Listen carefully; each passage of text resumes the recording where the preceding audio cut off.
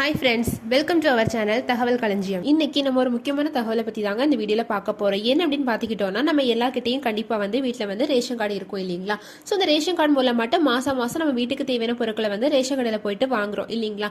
So பொருட்களை பொறுத்த வரைக்கும் குடும்பத்தில் உள்ள உறுப்பினர்களில் உள்ள எண்ணிக்கையை பொறுத்து நமக்கு ரேஷன் கடையில் அவங்க பொருட்களை கொடுக்குறாங்க இல்லைங்களா? ஸோ இப்போது கொஞ்ச நாளாகவே ரேஷன் கடை ஊழியர்கள் தெரிவிக்கிற தகவல் என்ன அப்படின்னு பார்த்துக்கிட்டோன்னா, குடும்ப அட்டையில் பேருள்ள எல்லாருமே கண்டிப்பாக பயோமெட்ரிக் கருவியில் அவங்களோட ஃபிங்கர் பிரிண்ட்டை உறுதி செஞ்சுருக்கணும். அப்படி செய்யலைன்னா இந்த மாதத்துக்குள்ள அவங்களோட பெயர் சம்மந்தப்பட்ட குடும்ப அட்டையிலேருந்து நீக்கப்படும் அப்படின்ட்டு சொல்லிட்டு இருக்காங்க. ஓகேங்களா?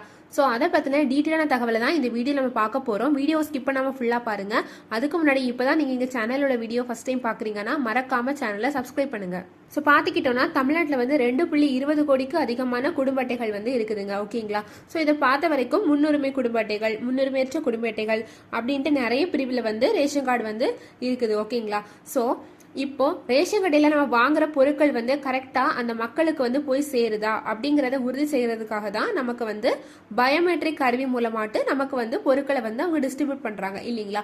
ஸோ இது மூலயமா அந்த ரேஷன் கார்டில் பேருள்ள ஒரு நபர் தான் போய் அவங்களுக்கு தேவையான பொருளை வாங்க முடியும். ஸோ வேற யாரும் போய் வாங்க முடியாது. ஓகேங்களா? ஸோ இந்த மாதிரி கார்டில் உள்ள நபர் போய் வாங்குறதுனால சம்மந்தப்பட்ட பொருள் கண்டிப்பாக அவங்களுக்கு போய் சேரும் அப்படிங்கிறத ரேஷன் கடை ஊழியர்களுமே உறுதி செஞ்சுக்கிறாங்க இல்லைங்களா? ஏன்னா ஃபிங்கர் பிரிண்ட் பதிவு பண்ணணும் அப்படிங்கறதுனால கண்டிப்பா கார்டுல நேம் உள்ளவங்க மட்டும்தான் போயிட்டு பொருளை வாங்க முடியும். ஓகேங்களா? ஸோ அந்த மாதிரியான நடைமுறை தான் இப்போ நம்ம ரேஷன் கடையில ஃபாலோ பண்ணிட்டு இருக்காங்க. ஓகேங்களா? ஸோ நேர்ல போயிட்டு பொருட்களை வாங்க முடியாதவங்க, அதாவது வயசானவங்க இல்லைன்னா மாற்றுத்திறனாளிகள், அவங்களுக்கு எப்படின்னா அவங்க ஒரு ஃபார்ம் ஒன்று கொடுப்பாங்க. அதில் சைன் பண்ணிட்டு அவங்க யார் அனுப்புகிறாங்களோ அவங்களோட ஒரு ஐடி ப்ரூஃபை அவங்க ஆட் பண்ணி கொடுத்தா போதும். அவங்க மற்றவங்க மூலமாட்டு அவங்களோட பொருளை ரேஷன் கடையிலேருந்து பெற்றுக்கலாம். ஓகேங்களா? ஸோ அந்த மாதிரியான நடைமுறையுமே நம்ம தமிழ்நாட்டில் இருக்குது. ஓகேங்களா? ஸோ இப்படிப்பட்ட நிலையில குடும்ப அட்டையில் உள்ளவங்களோட பேரை உறுதி செய்யணும் அப்படிங்கிற நடைமுறை கொஞ்ச நாளைக்கு முன்னாடியே நம்ம கவர்மெண்ட்ல இருந்து அனௌன்ஸ் பண்ணதாட்டு ரேஷன் கடை ஊழியர்கள் சொல்லிட்டு இருக்காங்க. ஓகேங்களா? ஸோ அதாவது அட்டையில பேர் உள்ள எல்லாருமே நியாய விலை கடைகளுக்கு அவங்களோட ஃபிங்கர் பிரிண்ட்டை பதிவு செய்யணும். பதிவு செஞ்சு அவங்களோட பேர் இருக்கிறத கன்ஃபார்ம் பண்ணிக்கணும் அப்படிங்கிற தகவலை தான் அவங்க தெரிவிச்சிருக்காங்க. ஓகேங்களா? ஸோ கொஞ்ச நாளைக்கு முன்னாடியுமே இந்த தகவல் வெளியாச்சு. பட் இந்த தகவலை அவங்க இப்போ ரொம்பவே தீவிரப்படுத்திருக்காங்க. ஏன் அப்படின்னு பார்த்துக்கிட்டோம்னா, இந்த மாசத்துக்குள்ள நம்மளோட பேரை நம்ம ரேஷன் கார்டில் இருக்கிறத நம்ம உறுதி செய்யலைன்னா நம்மளோட பேர் இந்த மாச இறுதியில சம்பந்தப்பட்ட ரேஷன் கார்டுல நீக்கப்படும் அப்படிங்கிற தகவலை அவங்க தெரிவிச்சிருக்காங்க. ஓகேங்களா? ஸோ கொஞ்ச நாளைக்கு முன்னாடி அனௌன்ஸ் பண்ண இந்த தகவல் ரொம்ப சர்ச்சையான நிலையில இருந்துச்சு. ஸோ இந்த நடைமுறை கொஞ்ச நாளைக்கு அவங்க ஒத்தி வச்சிருக்காங்க. ஓகேங்களா?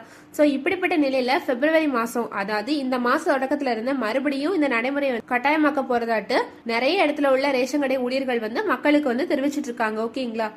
ஸோ இதை பத்தி பேசினவங்க என்ன சொல்லியிருக்காங்க அப்படின்னு பாத்துக்கிட்டோம்னா, பேங்க்ல கஸ்டமர்ஸ்ட அவங்களோட டீட்டெயில்ஸை வாங்குறதுக்காக ஒரு ஃபார்ம் ஒன்று கொடுப்பாங்க இல்லைங்களா? அதே மாதிரியான நடைமுறையை தான் ரேஷன் கடையிலையும் அவங்க பின்பற்ற போறதாட்டு சொல்லியிருக்காங்க. ஓகேங்களா? ஸோ ஒவ்வொரு நியாய விலை கடையிலையுமே உள்ள ஒட்டுமொத்த அட்டைதாரர்களோட பெயர், அட்டை எண் அப்படிங்கிற விவரத்தை அவங்க வெள்ளைத்தாளில் பிரிண்ட் பண்ணி ஒவ்வொரு கடைக்கும் கொடுத்துருக்கிறதாட்டும் சொல்லியிருக்காங்க. ஓகேங்களா?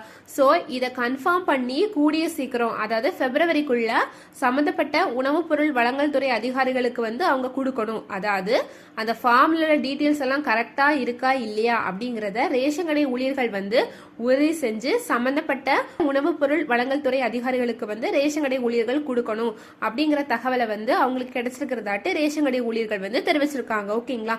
சோ அதுபடி பாத்துக்கிட்டோம்னா, இந்த மாசத்துல யாரெல்லாம் பொருள் வாங்க வராங்களோ அந்த சம்பந்தப்பட்ட அட்டைதாரர்கள்ட்ட அட்டையில அதாவது ரேஷன் கார்டுல யாருடைய பேரெல்லாம் இருக்கோ அவங்க எல்லாரும் ரேஷன் கடைக்கு அவங்களோட ஃபிங்கர் பிரிண்ட்டை பதிவு செஞ்சு கொடுக்கணும் அப்படிங்கிற தகவலை அவங்க தெரிவிச்சிட்டு இருக்காங்க அப்படின்ட்டு அவங்க சொல்லியிருக்காங்க. ஓகேங்களா?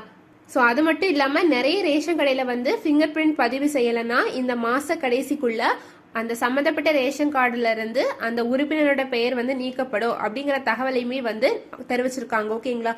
ஸோ இது நிறைய பேருக்கு அதிர்ச்சியா இருக்கு. ஏன் அப்படின்னு பாத்துக்கிட்டோம்னா, நிறைய பேர் ஒர்க் பண்ணிட்டு இருக்காங்க, நிறைய பேர் ஸ்கூல் காலேஜ்லாம் போயிட்டு இருப்பாங்க. ஸோ அவங்களுக்குலாம் இந்த மாதிரியான அனௌன்ஸ்மெண்ட் ஒரு குழப்பமான நிலைமை தான் தரும். ஏன் அப்படின்னு பாத்துக்கிட்டோம்னா, அவங்க டெய்லி ரொட்டீன் இது மூலியமா பாதிக்கப்படும். ஸோ மொத்தமா எல்லாரும் போயிட்டு ரேஷன் கடையில கூடும்போது ரேஷன் கடை ஊழியர்களுக்குமே இது ஒரு சிக்கலான சூழலா தாங்க அமையும்.